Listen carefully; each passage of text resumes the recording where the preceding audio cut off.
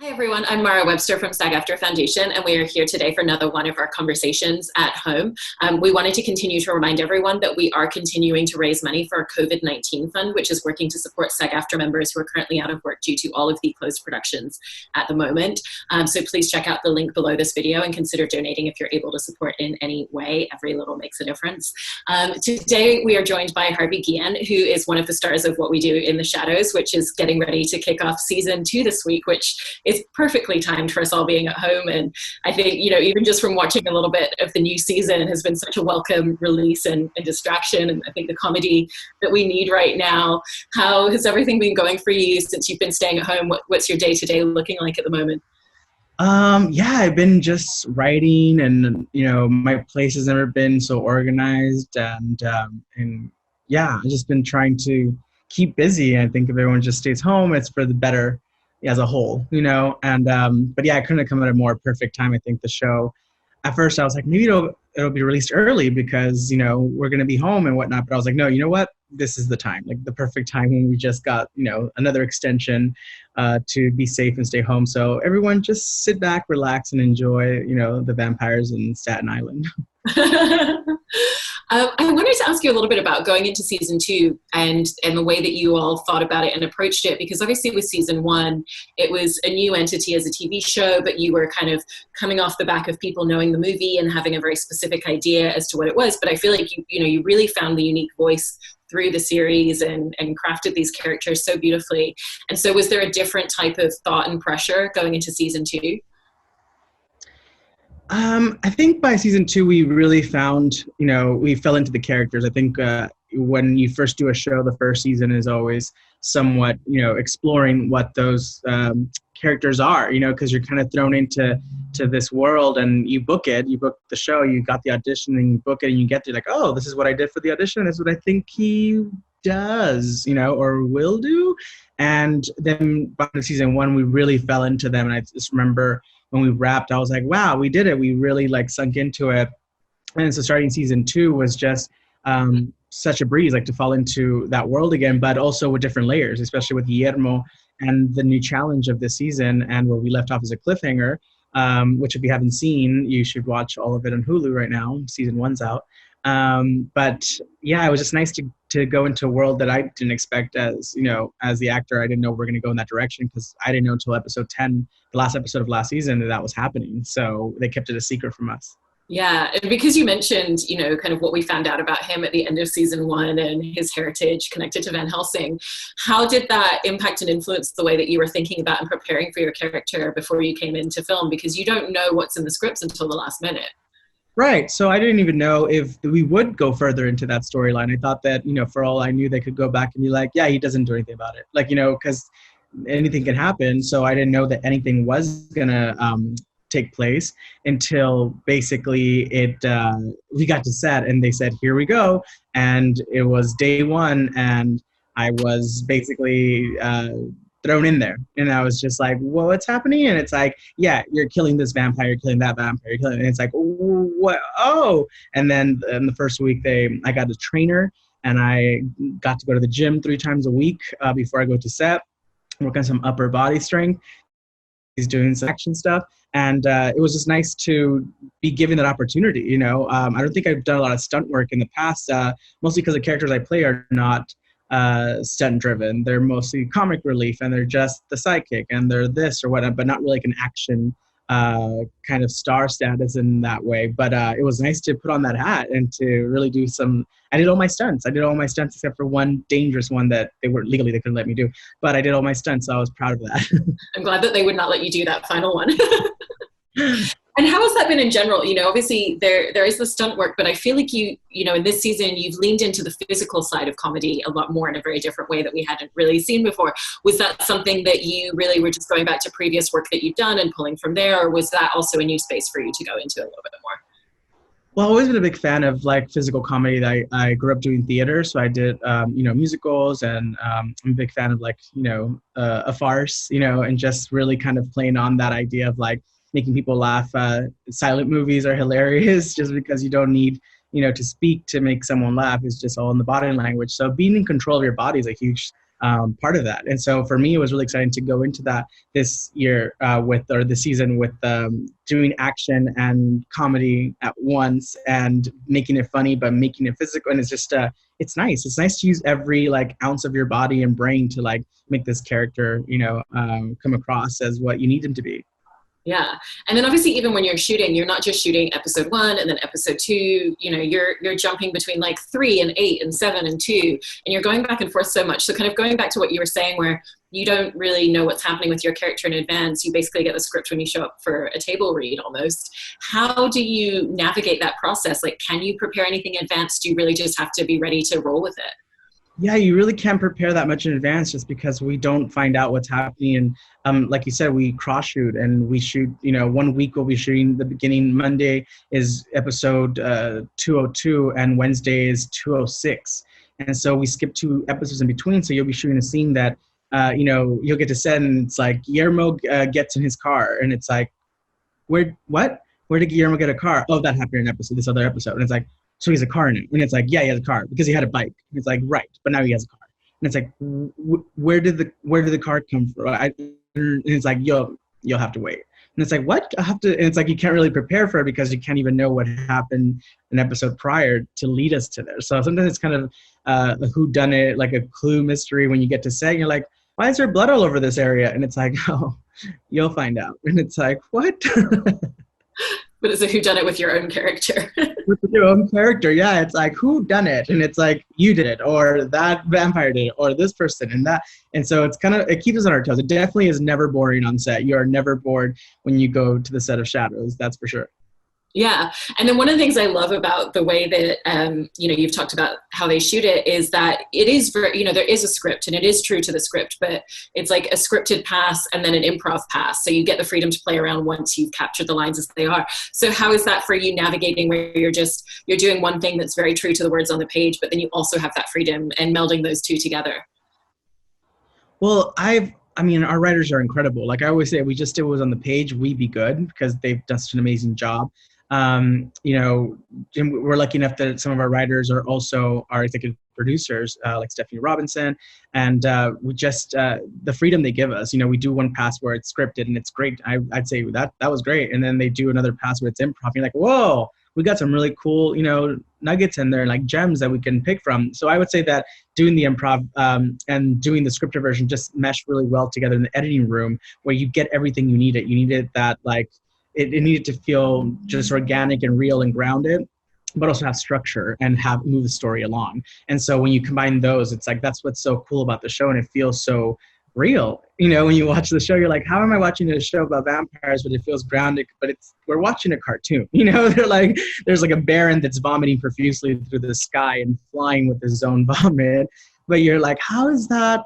But you know what? It makes sense. It makes sense. Given how far they let you push the envelope with the improv, and I've heard that sometimes they'll let you go for like 15, 20 minutes on a single scene. What's one of the most absurd places that you've taken your character to, or a moment that you've created through that improv that's made it into the show? Oh man, I feel, there was definitely there's been a couple of takes where the scene will only be about maybe 16 seconds because the show's only half hour long.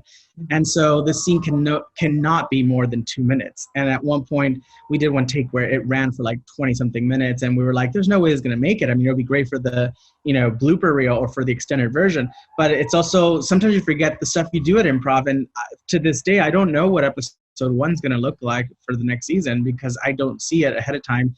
And I also know that we did so many different takes and variations that they can pick and choose what they want to edit together and have the story go in a different angle and different, direction. And so it's exciting for the actor as well, because I don't know what's going to happen until I see it. And then I'm like, oh, they decided to take that take from that scene and then move it to, and then put that one, and then that makes it. Oh, okay. So I'm just on the same, viewing plane as you guys are in the audience. Yeah. And I love that you started off taking classes and doing a lot of sketch comedy at places like Second City and UCB. And I was interested in some of the things that you learned very early on through those spaces that you still kind of pull into the work that you're doing on what we do in the Shadows. Yeah, well, I've always been a fan. I remember growing up and improv was not encouraged really. Like my first class was improv, but then I got that in my head that acting was improv. So I would get, onto a play or something at school and I was like, and I think here he should say something. He's like, no, it's what's on the script and that's what we're saying. It's like, right, but what if you said that and then add it? No, Harvey, it's what's on the script. And you're like, I hear you. I hear what you're saying. But I think, and then I got into a lot of trouble early on because I would always want to improv. So to land the dream job is right now, like just doing this job is like, I can't believe I get to go to work and actually, add my 2 cents. Be like, can we say, because I gotten so used to being apologetic because I get on set and I'd be like, is it possible? And then ask permission to maybe change a line, or is it possible if I say it like this or whatnot? Because I was so worried that the director or the writers would be so offended or whatnot. And to go to a set where it's encouraged, it's such a nice, gift. And but I do remember just those moments of what I learned in all my improv classes, that I would learn it and then think, this is great if I ever get the opportunity, because you don't get the opportunity. But now I feel like more and more films and television are going that direction, because that's what makes it look so organic, makes it look real when it comes out of the actor naturally. Yeah. And what's the difference in the character work that you do for yourself to be ready to jump into those spaces and take it anywhere? Because obviously you still need to keep the core of who they are and have that really strong idea. So when becoming Guillermo, I just, because he's not like me, right? So people always come up and they say, oh, you're Guillermo. And I was like, yeah. And I started talking to them, and I'm a really talkative person, and I'm not submissive and quiet and really passive. My voice gets, you know what I mean? So like Guillermo's very soft-spoken. He's always wanting to please. And it's not who I am in real life.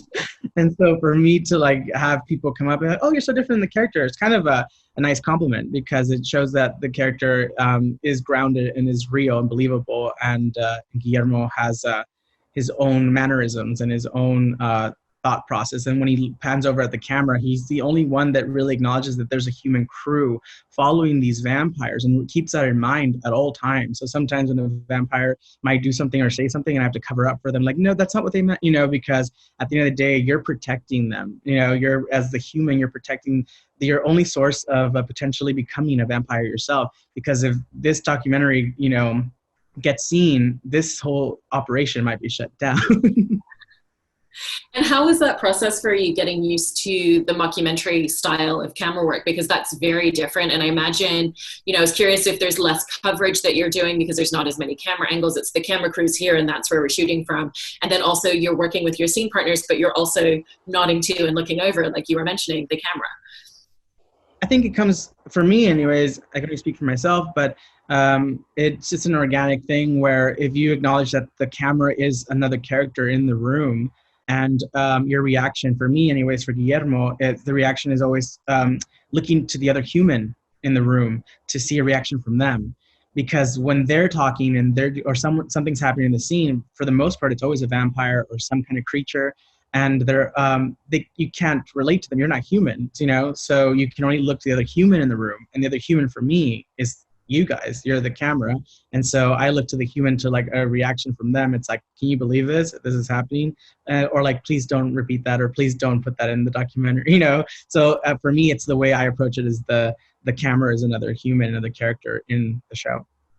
That's so wonderful. I love that thought process behind it. So I wanted to talk about your on-screen relationship with Kayvon, who plays Nander the Relentless, since he's your most common scene partner and things, and how the two of you have worked together to really build that strong rapport, because it seems very natural off screen. I was actually just watching a little bit of Instagram Live that you guys even did the other day, and it's there even when you're talking as people, and it really transcends through to the screen.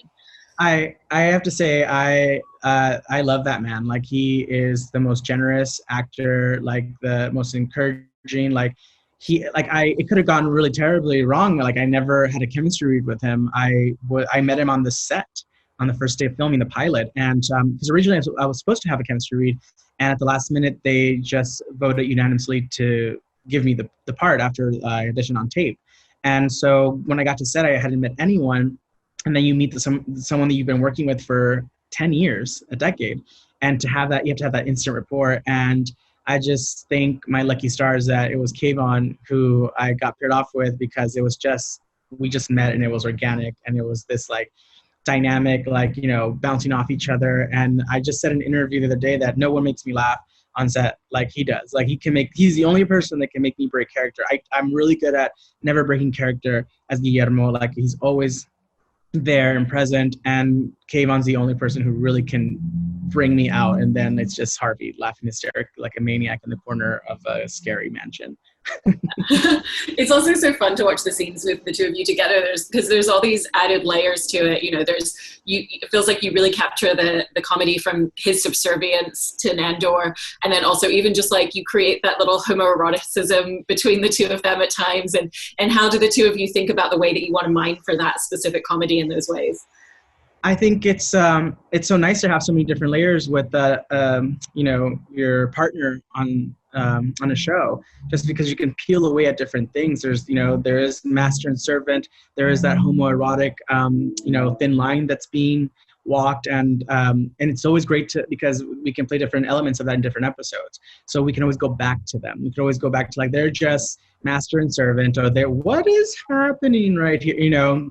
So it's always nice to have them. We have a really great episode in season 2 coming up, where we dive into that side of like, what is that connection? What does that mean to each one of them? And it's really nice. And, you know, while we're doing the comedy, it's also nice to show these like people, you know, with or characters with real emotions, you know, especially human emotions, you know, because we're all driven by something, you know. So we've all been there at one point or another when we've worked with someone who's overlooked us for a raise, or we've been in a relationship where you just might love the other person a little bit more than they love you. And we can all relate, and that's human nature in all of us. So it's nice to see them have that back and forth. Yeah.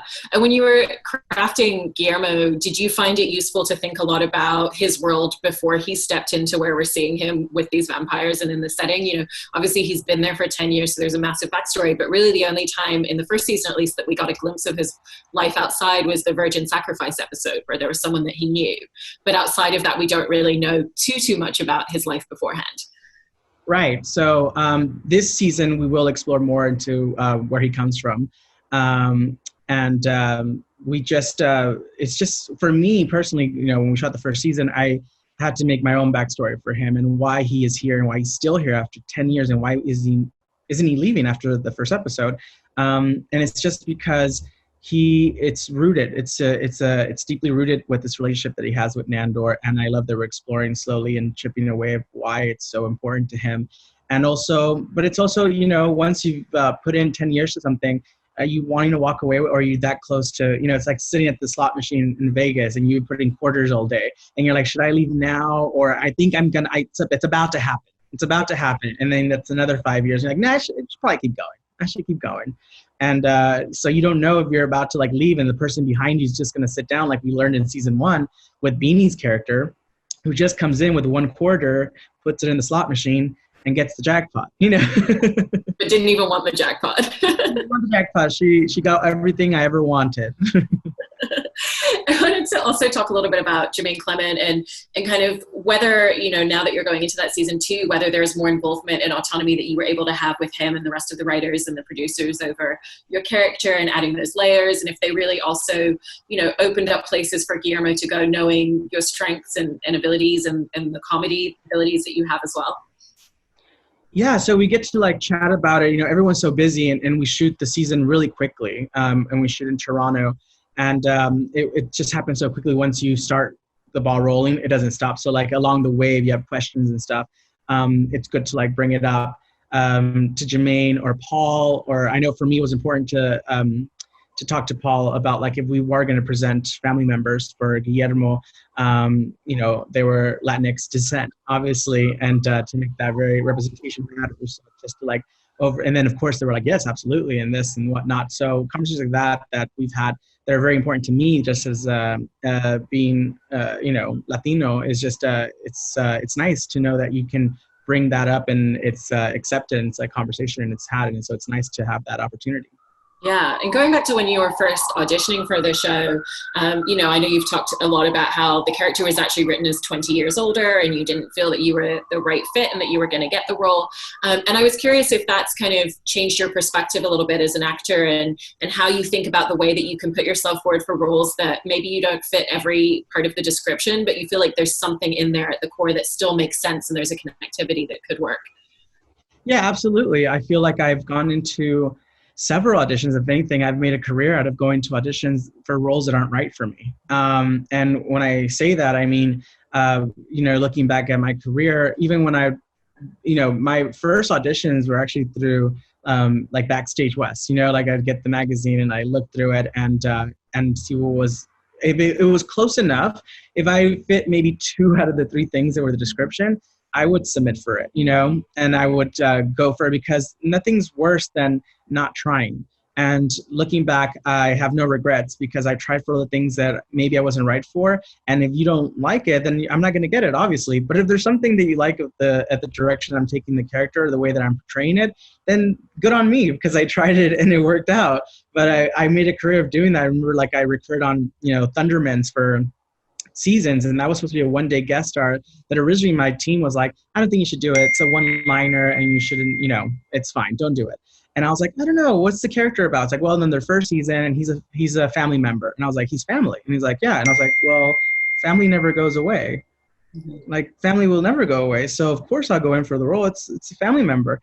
And they said, okay, if you want to go. So I went in, I booked it, and I went on set. And it was a short part, but I, became friends, and the producers loved the character. And 3 weeks later, they wrote a whole episode for him and brought the character back, and then brought that character to recur for 5 seasons on a show that was supposed to be a one-day guest star and a couple of lines that anyone else would have been like, brush it away. It's fine. You're above that. And I was like, I think I'm going to go for it. I was like, I'm not above that. I collected cans to pay for my first improv class when I was 6. So I think I'm going to check every avenue out. Yeah. And even within that, part of your process as well seems to be about meeting people and getting in the room just to know people and to be a face for them. Because I know with Allison Jones, who is the casting director on this, that part of your motivation for going into the room was to connect with her and meet her. And I think that's a side of the job that not everybody always thinks about or is aware of. And how are some other ways that you've always just made sure that you're still kind of going out and making those connections, because it's so much a part of being an actor as well? Yeah, absolutely. My whole goal was to go meet Allison. And the funny part is that, I got that audition from going to wine and cheese night. And I met someone at my friend's wine and cheese night. It was a small group of friends that she said, you should audition for my fiance's new show. And her fiance is Garrett Bash, who works with Scott Rudin. And I said, okay. And as the casting director was Allison Jones, I was like, oh my God, if I get to meet Allison, because you know that she's cast everything under the sun, The Office, Bridesmaids, everything. So I was like, I just want to go meet her. That's all I want to do. I just want to meet face to face. And I got to the audition and I was so excited, and she wasn't there. She was in London auditioning for the characters for the show. And so my dreams of meeting her were already out the door, but I was already there. So I was like, I'm going to do it the way I think Guillermo would be at my age. And then when I did it, I just remember I put on the microphone, and when I was done, I just looked up, and the casting associate, Ben, was like, you're done. And I was like, oh, thank you. I just forgot what I did. I was just like, thank you. And I walked out the door, and he goes, Harvey, wait. And I was like, oh, I thought he was going to say, you're the one, kid. You're Guillermo, like a big Hollywood moment. And I was like, yes. And he goes, the microphone. And he takes the microphone off. And he just takes it off of me, and I'm like, oh, thank you. But I'm glad I did it. And I went in, and look what happened. It turned out to, an hour and a half later, Allison had seen the tape, and so had Taika, Jemaine, Ed Fex had seen it, everyone, and they had unanimously voted for me to test, which I never did, and then ended up getting a call from Taika and Jemaine straight on the phone saying, hey, you're the guy, we'll see you on set next week. So you never know. Yeah. And I also love that you've produced a handful of projects over the last 8 years as well. And I was interested in if that's kind of helped you to have more autonomy of your career and in shepherding projects, as well as just, waiting for that callback in casting as well. Yeah, for me, it really has, putting on that different hat has been really nice, and what it takes, and appreciate what it takes to have something, get made, and takes a whole village. So being a producer on something that you're like running around with locations and casting and whatnot, it really makes you appreciate when you are booked as the actor. And if anything, you get to set and you're like, I get it. I know how many people are working really hard, and from makeup to wardrobe to everyone. So everyone's doing their job. And so it's a different mindset when you get to set. You're really appreciative, and like, you are a team player. You're there to make it happen. And so it does also give you more, I feel, of something to do as the actor, because I have so many actor friends who are waiting at home for, like, the call to get an audition. They're waiting for permission. And I got tired of waiting for permission. I got tired of waiting for someone to tell me when I'm good enough to be working, when you can create your own work and be constantly busy, So I got tired of waiting for permission. I'm just now ready to collaborate. That's what the idea is.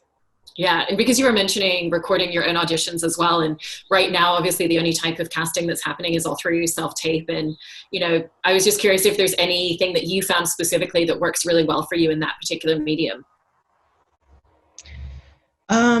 For me, I always like going in person, obviously, but that's not possible right now. So when I do tape, I just like to show the personalities, that I think the character has, or that I bring to the character.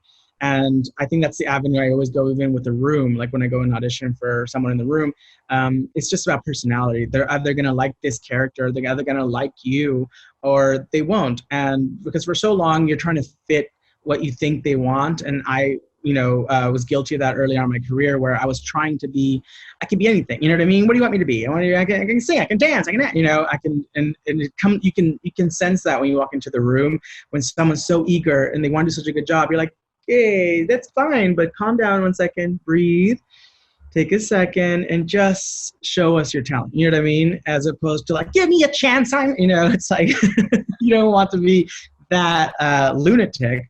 But I feel like all actors and performers, there's so much talent out there, and everybody wants to be seen. And what it really comes down to is, if you're talented, you're talented, it's always going to rise to the top. The cream always rises. So there's no end period. Like, there's no, like, if I don't make it by the time I'm 22, I'm out of here. Well, then you're not meant to do it, because there's no expiration date. Then you rather, you'd be happy doing it for a theater full of 99 people or on television for millions. So there's no expiration date. If you're a real performer, a real thespian, you're going to do it regardless. Yeah. I mean, Guillermo's been waiting for 10 years already. What's 10 years to a vampire? Well, thank you so much for taking the time to talk about the show. And, I hope that everyone watching this will, if they haven't already caught up on season 1 on Hulu, and check out the new season on FX. And thank you so much, Harvey, for joining us. Thanks for having me.